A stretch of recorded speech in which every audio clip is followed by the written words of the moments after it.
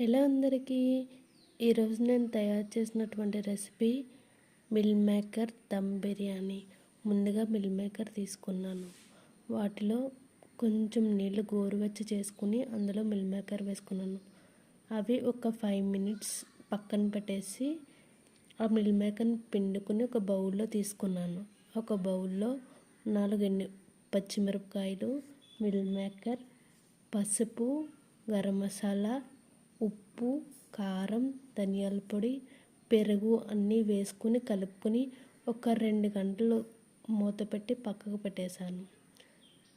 తర్వాత ఈ పక్కబెట్టిన మిశ్రమాన్ని ఒక 2 అవర్స్ తర్వాత తీసుకొని ఒక ప్యాన్ పెట్టి బాండీలో పెట్టి ఈ మిశ్రమాన్ని అంతా వేపుకొని వాటర్ పోసుకొని ఒక 5 మినిట్స్ ఉడకబెట్టాలి.